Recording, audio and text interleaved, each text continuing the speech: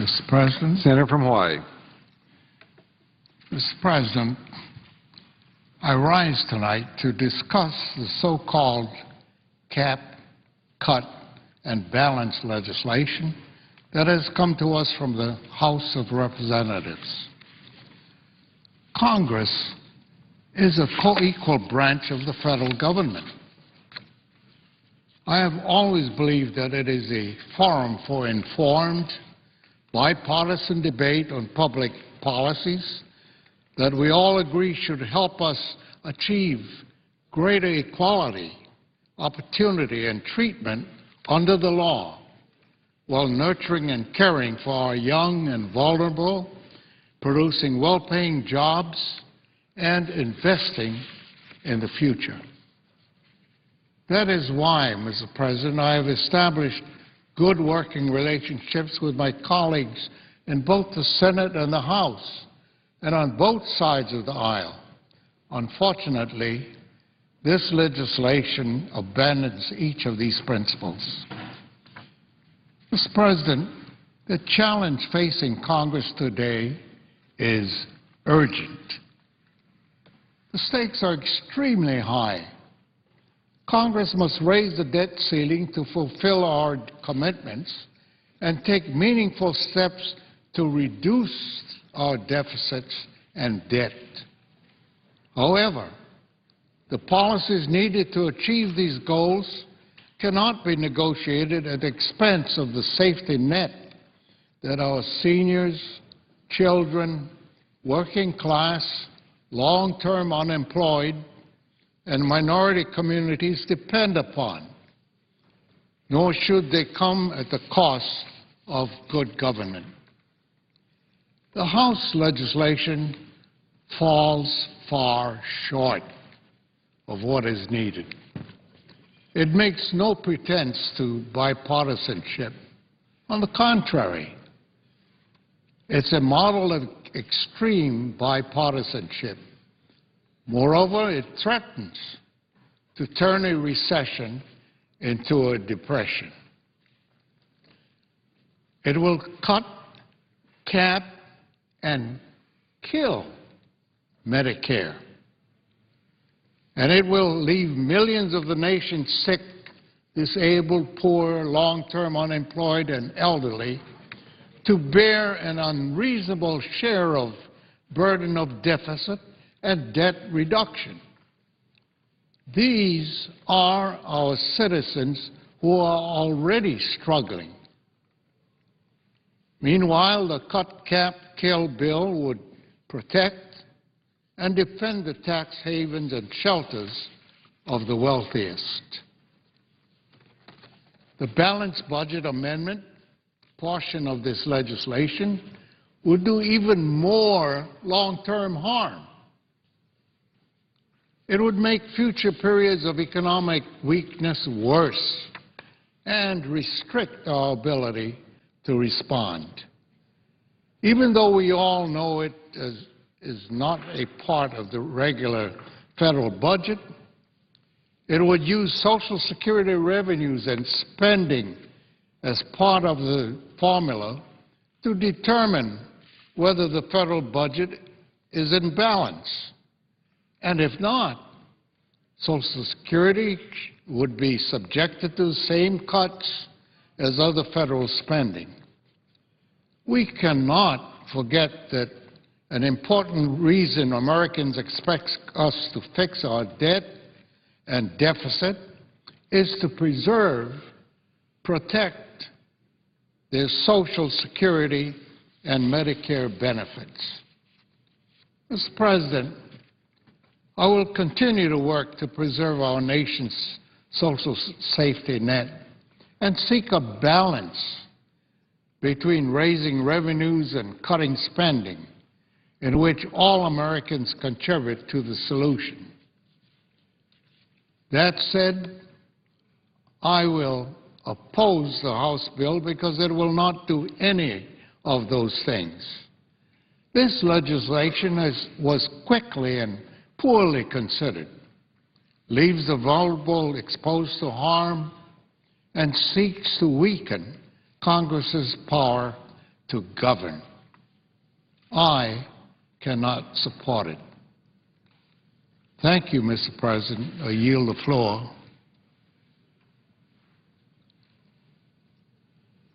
And note the absence of a quorum. Clerk will call the roll. Mr. Akaka.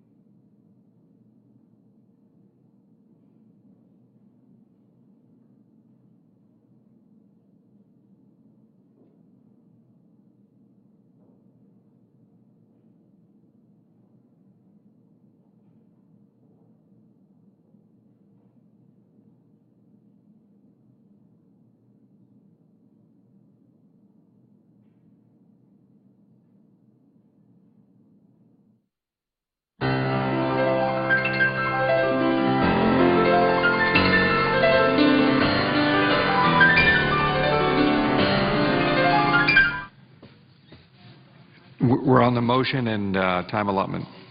Motion to proceed on H.R. 2560 and time allotted to our side.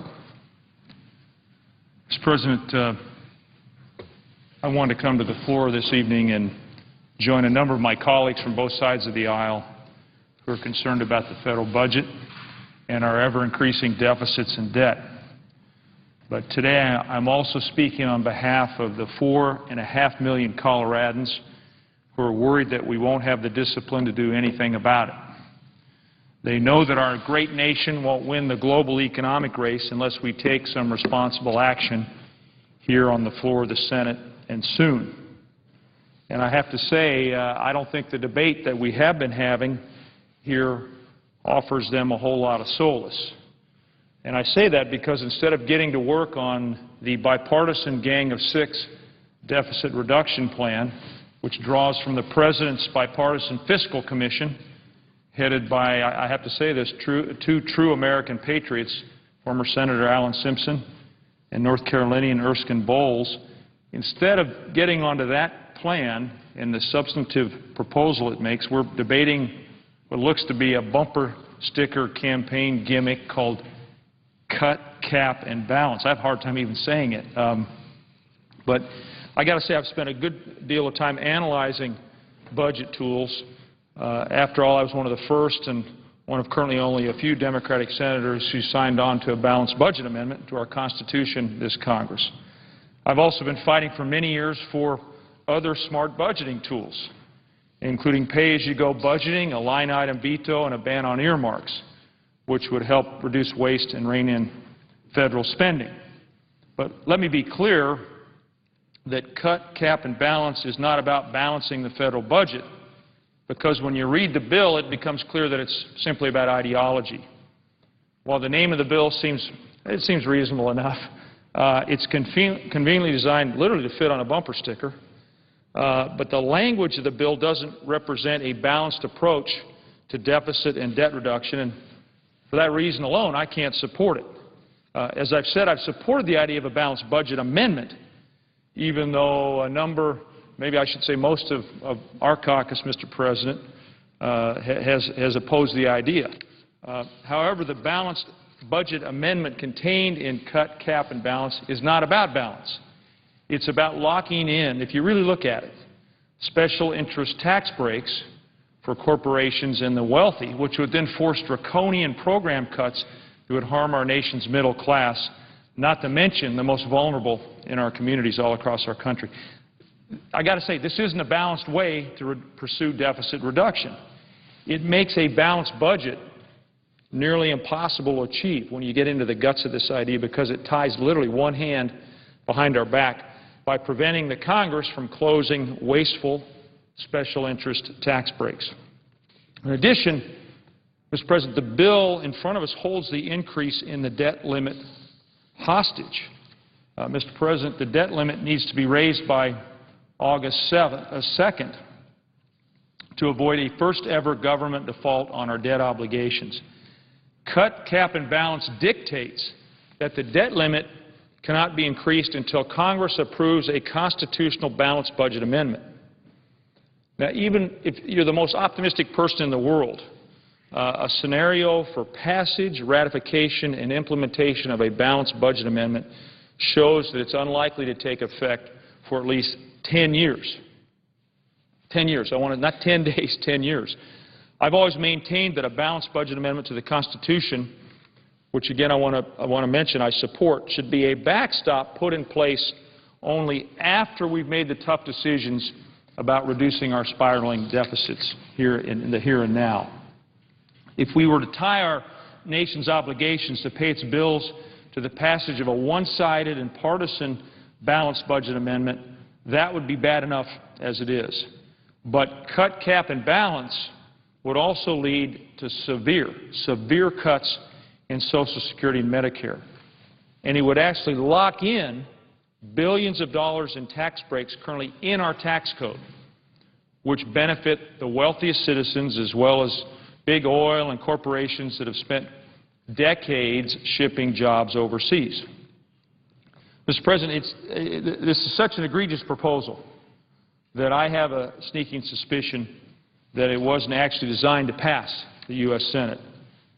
I believe it was designed to be a campaign gimmick, because it certainly does nothing to address the problems we face right here and now, which is the looming default of our government, the U.S. government. Let me be clear, and I think the public has begun to understand this. Raising our debt limit's not about future spending or paying for more government. It's about paying our previous bills. Business leaders, economists, rating agencies, and especially Treasury Secretary Geithner have told us that our credit rating, were we to default, would take years to rebuild, and that our country would never be the same if we were to default on our debt. Mr. President, you know this, you businessman, we can't ask for a do-over or a mulligan if we default on our debt. We can't say, oh, we were just kidding. This is truly the real deal. I want to share some of the ways we'd be directly affected by a government default. Paychecks for soldiers in Afghanistan and Iraq and at bases around the world conceivably wouldn't go out. FAA towers could shut down. Border crossings could close. Operations at the FBI and the CIA would be put at risk. Safety inspections of the food that we eat and the cargo that enters our ports could halt. And the resulting spike in interest rates would ironically make our debt even harder to tackle, because each 1% rise in interest rates alone would result in $130 billion in increased interest payments on our national debt each year.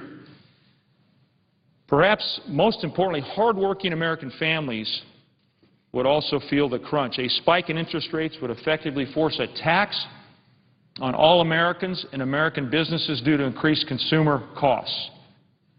Just as important, failure to raise the debt limit would lock up credit markets, because the U.S. would no longer be seen as a reliable credit risk. Coincidentally, Mr. President, yesterday an important consumer protection law, which Senator Lugar and I introduced and passed, and you helped us with on the floor here last year, went into effect. It provides Americans with free access to their credit scores, which is so important to understanding their own credit risk. And FICO, this is some good news in a day that has a few dark clouds hanging over it. FICO has estimated that as many as 500 million credit scores will be given to Americans for free each year because of this important bipartisan law. Working on this legislation, I learned a lot about credit scores, what they mean, how they're calculated, and how critical they are to economic success. But here's how I'm tying this back to our discussion today. It got me wondering, what would America's credit score look like if we defaulted on our debt? Nearly two-thirds of a credit score is based on an individual's total debt and payment history. So here's how I think our great nation would score if we don't raise the debt limit by August 2nd. We all know that our debt is spiraling out of control. That is demerit number one. But if we now also are unwilling to agree to pay our debts, demerit number two, we will be left with a credit score of a deadbeat. And Mr. President, I don't think that's the way we see ourselves or want to see ourselves in the 21st century's global economic race. We want to be at the head of the pack. We want to win that race. But to see ourselves as a deadbeat, I mean, that's not what America represents to me. It's certainly not the way Coloradans see us. And the people see this very clearly. They're ahead of us. They understand the risks we face. And I want to share a couple of letters that Coloradans got into my hands just this last week. Sarah Jane wrote me last week, and she was to the point. She said, "Dear Senator, I'm furious about the games being played with a debt ceiling. This is really abusive to our country." Another Coloradan, Nicholas, sent me an email that said, "Dear Senator Udall, Republicans are calling for big cuts to vital programs and refusing to increase revenue. This is lunacy. As a native Coloradan, I and most others here work for a living. We don't own yachts, planes, or mansions. The thought of Republicans gutting the social safety net in order to prevent millionaires and billionaires from paying a little extra tax makes me wonder what we really value in this country." I couldn't agree more. We have some tough choices to make.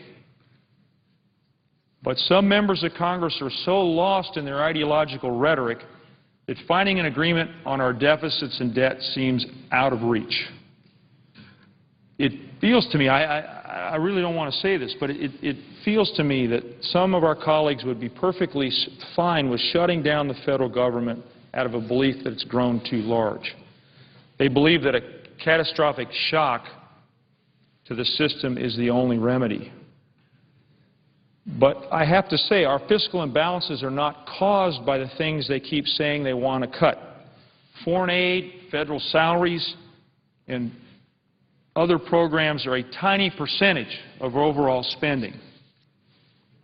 In fact, Appropriations Chairman Inouye, the Dean of the Senate, President Pro Tem of the Senate, noted last week that, in, quote, "in constant dollars adjusted for population growth, non-defense discretionary spending is at the same level in fiscal year 2011 as it was in fiscal year 2001, when the federal government ran a $128 billion surplus."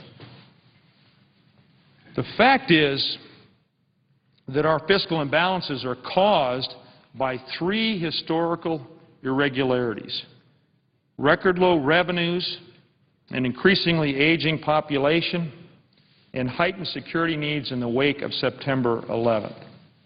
They each demand thoughtful and balanced solutions, and only a bipartisan deal will get us those balanced solutions.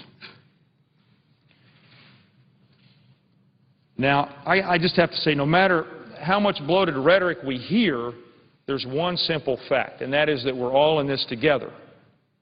But it seems like, to me, often and unfortunately, like we're in the same canoe paddling furiously upstream away from the waterfall behind us off our stern, but half our crew has thrown their paddles overboard in protest. I just don't get it. I don't understand it. And what's so agonizing is that we have a bipartisan solution right in front of us. And as I mentioned in the beginning of my remarks, Mr. President, I was thrilled to see the Gang of Six this week report a responsible, balanced and very bipartisan agreement. Now, I don't agree with every aspect of it. I do believe, however, that the plan would responsibly reduce our debt and protect our middle class while also allowing our economy, not only just allowing, but incenting our economy to grow.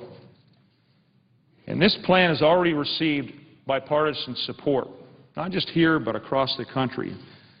Boy, it's my feeling, rather than arguing, we ought to be acting on these recommendations. Many of us just want to get to work. It's hot here. We can take our jackets off, roll up our sleeves.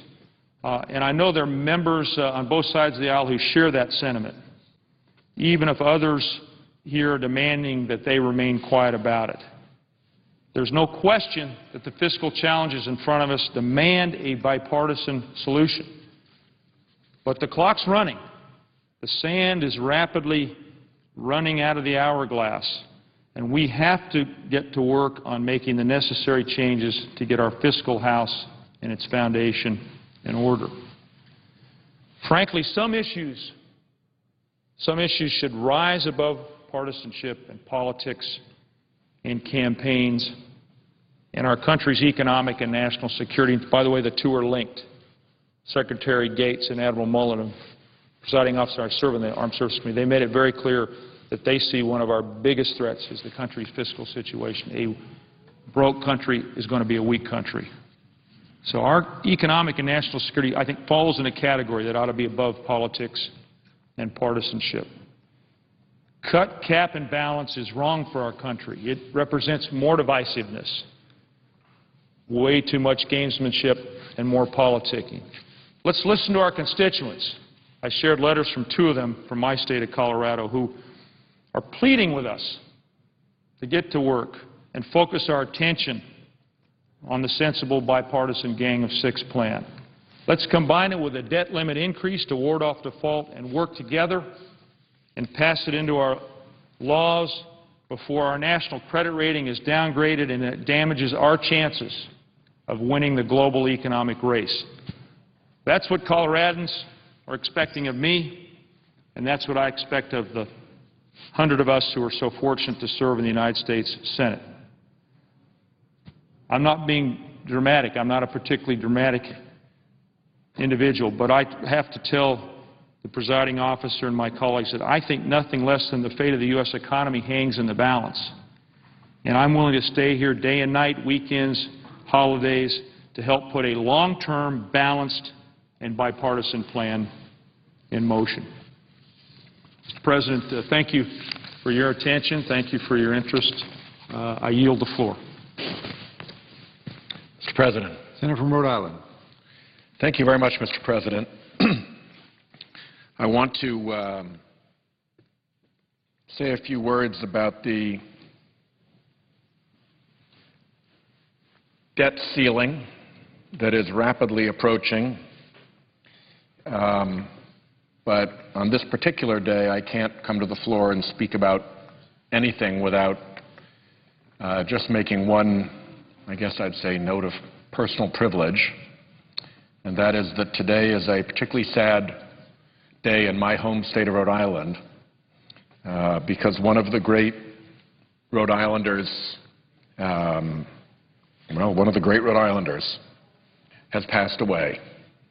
Former Governor Bruce Sundlun, who I worked for many years and had formed a very devoted affection for, has died peacefully at home with his family after one of the most accomplished and eventful lives in Rhode Island history. I know that my senior senator, Jack Reed, and I will be back on the floor at a later time to give Governor Bruce Sundlun his proper due and recognition. But for all that he has meant to me, for all that he has meant to our state of Rhode Island, for all that he has meant to the people whose lives have been made so much better or who have been protected from very bad outcomes by his courage and by his determination, I simply could not overlook that at this point. So more will follow on my dear friend Bruce Sundlun. But so to the matter at hand, Less than 2 weeks from now, our nation is going to hit its statutory borrowing limit, and it may begin, for the first time in its history, defaulting on its obligations. Unless we act very soon, the Treasury of the United States of America, long the issuer of the safest and the most conservative securities in the world, will simply run out of money. Social Security checks, as the President has already said, would be at risk. Millions of American families would suddenly lose their household income. The Treasury would have to suddenly stop paying more than 4 out of every 10 federal dollars, choking off all the economic activity supported by those funds. And private sector projects across the country that depend on federal dollars or federal permits or federal regulatory approvals all would grind to a halt. A catastrophic triple whammy on our economic activity.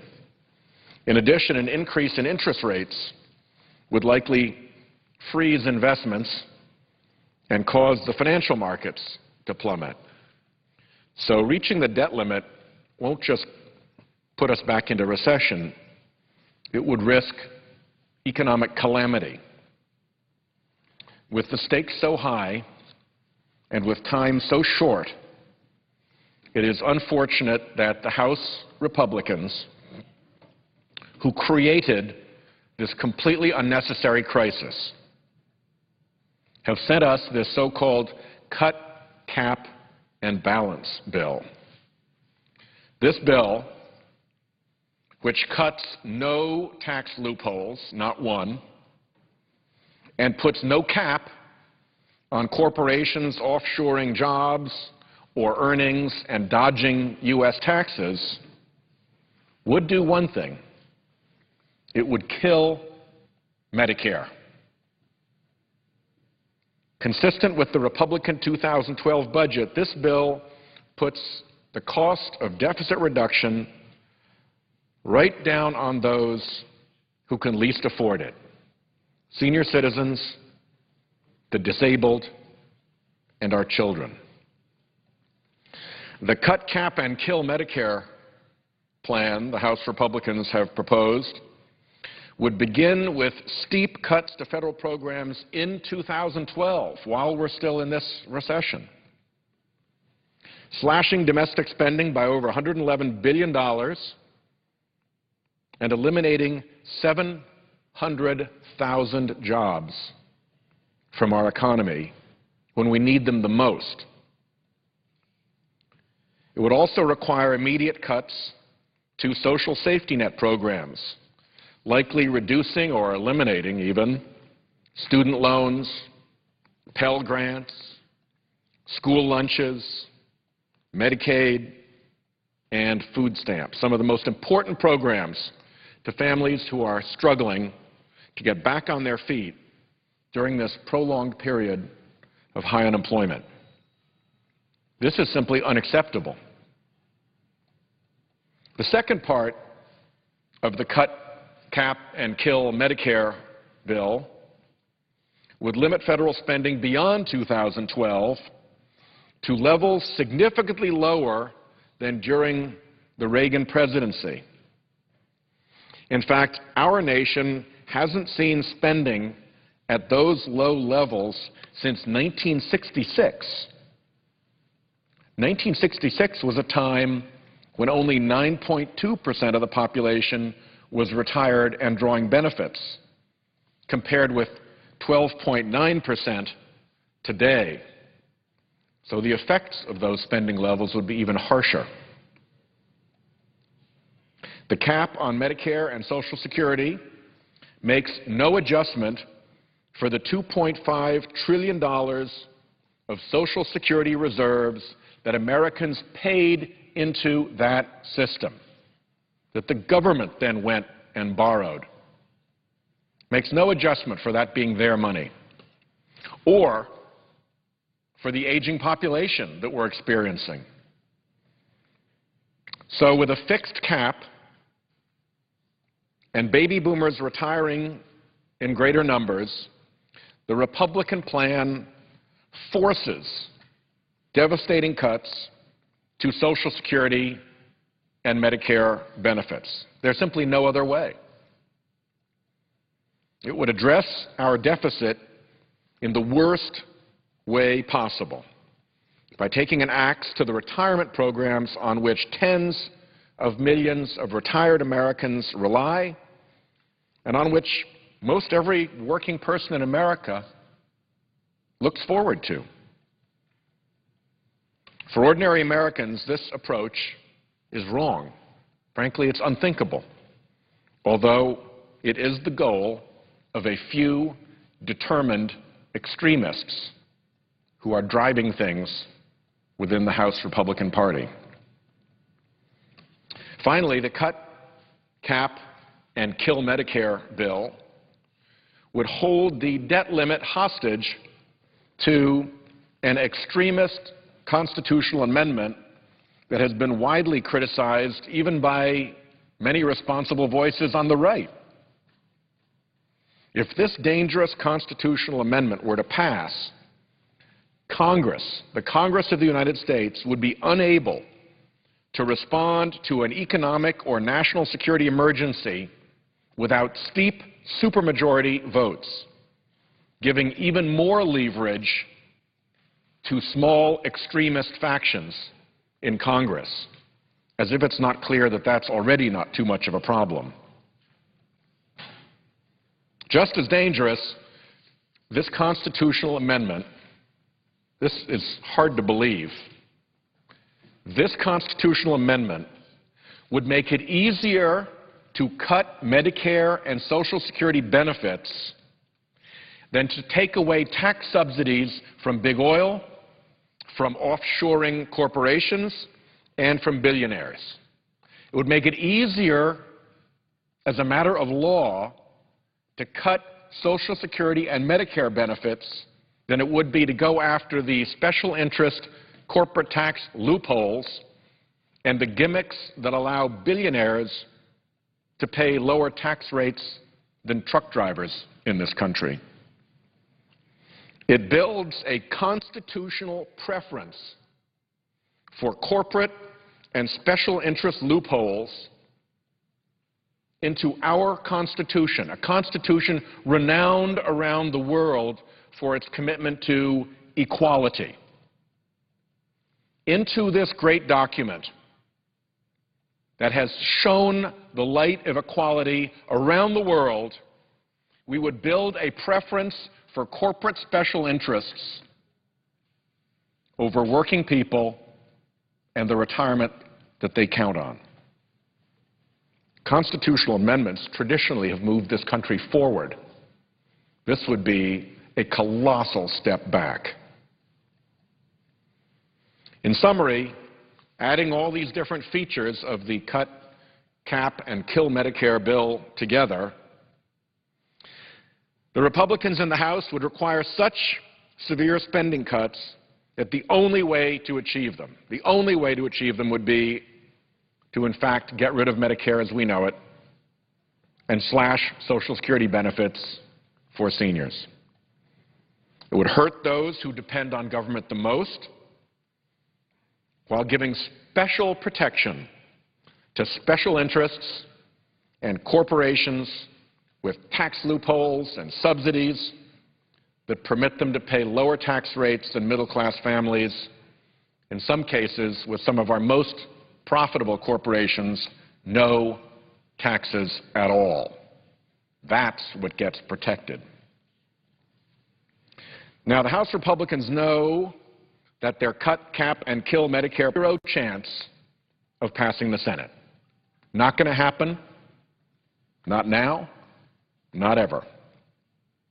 It's already drawn a veto threat from President Obama.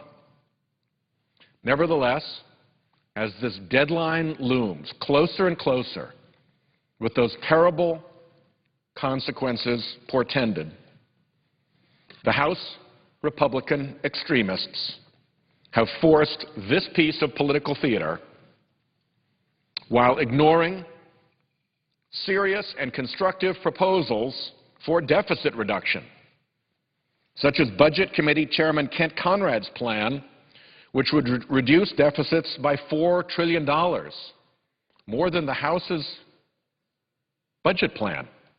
We actually do better at solving the deficit than they do. But we do it with every dollar in spending cuts matched by a dollar in new revenue from closing tax loopholes and tax gimmicks. This plan would stabilize the budget, would reassure the financial markets, and would do so without cutting Social Security and Medicare benefits, on which our seniors rely and which all working Americans are counting on.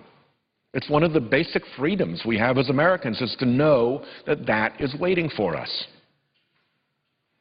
I was proud to introduce a resolution earlier this month which would express the sense of the Senate that, and I quote, any agreement to reduce the budget deficit should not include cuts to Social Security benefits or Medicare benefits. I'm grateful that Senators Blumenthal, Sherrod Brown, Merkley, Franken, Boxer, and Gillibrand have joined with me in co-sponsoring the resolution, and I invite all of my colleagues to do the same. Mr. President, the Conrad budget proves that we need not attack Medicare and Social Security to deal with our deficit. His budget is living proof that there is no reason to attack Medicare and Social Security to get through our deficit situations. That attack on Medicare and Social Security is a willful and unnecessary act by the Republicans. Well, Rhode Islanders, in increasing numbers, have been writing to me, urging me to continue fighting to preserve these retirement programs, to preserve this infrastructure of American freedom. Time is running short, and Americans are counting on their elected representatives to do the right thing. Well, it is time to do the right thing. Let me close by reading a piece from an editorial in The Economist magazine. The Economist magazine is a very conservative publication, and it is very much in the favor of free markets. I would say, by and large, it is a Republican journal. Here is what The Economist says about the situation we are in now. The sticking point is not on the spending side. It is because the vast majority of Republicans, driven on by the wilder-eyed members of their party and the cacophony of conservative media, are clinging to the position that not a single cent of deficit reduction must come from a higher tax take. This, The Economist says, is economically illiterate and disgracefully cynical. Even Ronald Reagan raised taxes when he needed to do so. And the closer you look, The Economist magazine continues, the more unprincipled the Republicans look. Earlier this year, House Republicans produced a report noting that an 85 to 15% split between spending cuts and tax rises was the average for successful fiscal consolidations, according to historical evidence. The White House is offering an 83 to 17% split, hardly a huge distance, and a promise that none of the revenue increase will come from higher marginal rates, only from eliminating loopholes. If the Republicans were real tax reformers, The Economist magazine continues, they would seize this offer. Both parties have in recent months been guilty of fiscal recklessness, The Economist concludes, But it ends with this sentence. Right now, though, the blame falls clearly on the Republicans. Independent voters should take note. So it is not just Democratic senators coming to the floor to point out that the crisis we are at is an unnecessary crisis. It is a manufactured crisis. It is a crisis driven by extremism. And it is a crisis that threatens the survival of Medicare and Social Security, two cornerstone programs in the economic security and in the freedom of ordinary Americans. I thank the Chair, and I yield the floor.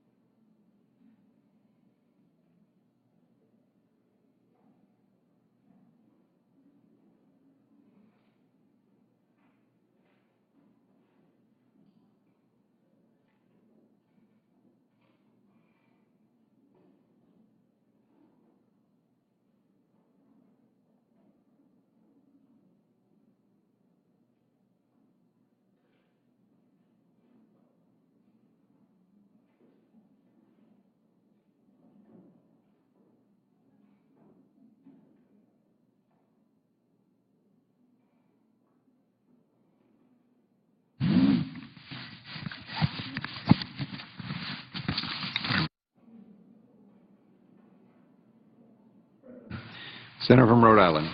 Mr. President, I ask unanimous consent that the Senate proceed to a period of morning business with senators permitted to speak for up to 10 minutes each. Without objection.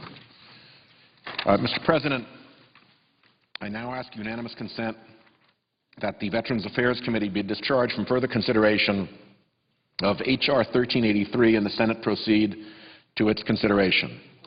Clerk will report.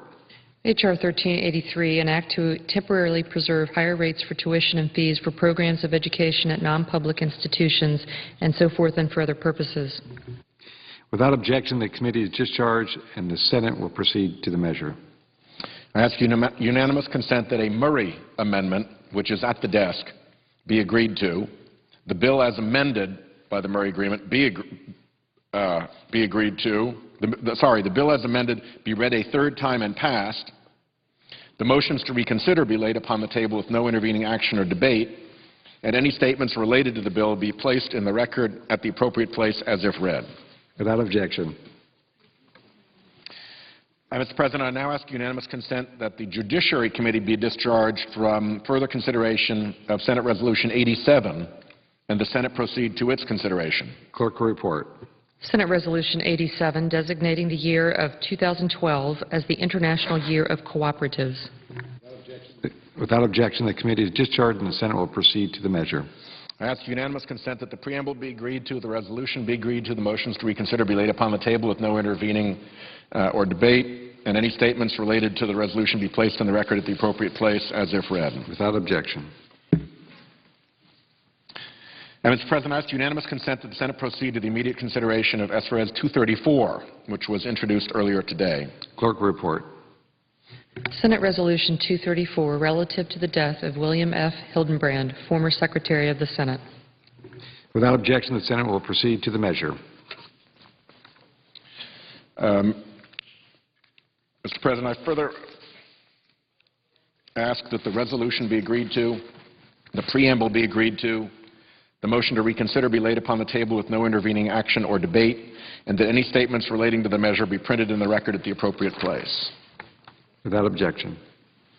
I now ask unanimous consent, Mr. President, that the Senate proceed to Senate Resolution 235, submitted earlier today. The clerk will report. Senate Resolution 235, designating 2011 as the Year of the Family Caregiver. Without objection, the Senate will proceed to the measure.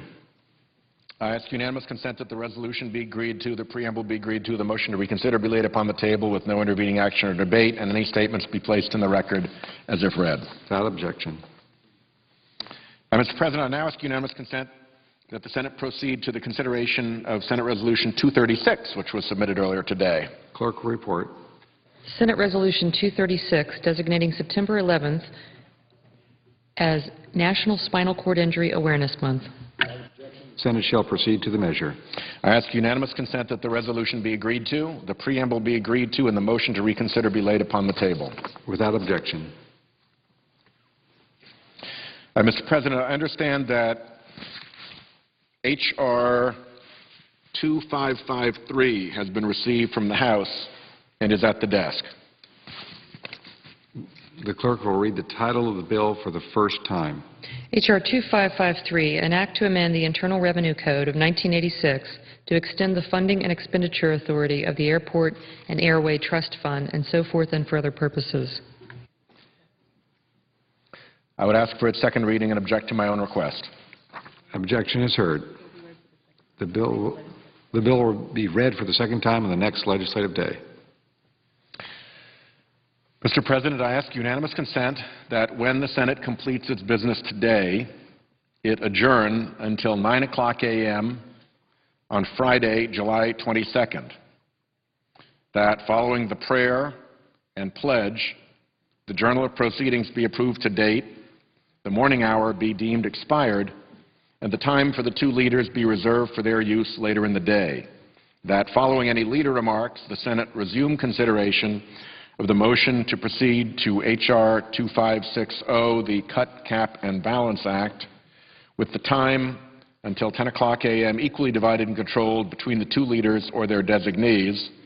Further, that at 10:00 a.m. the Majority Leader be recognized. Without objection. Mr. President, I'm advised to inform the Senate that tomorrow morning the Majority Leader will make a motion to table the motion to proceed to H.R. 2560. Therefore, Senators should expect a roll call vote at approximately 10:00 a.m. To accommodate Senators on both sides, this vote will be longer than usual.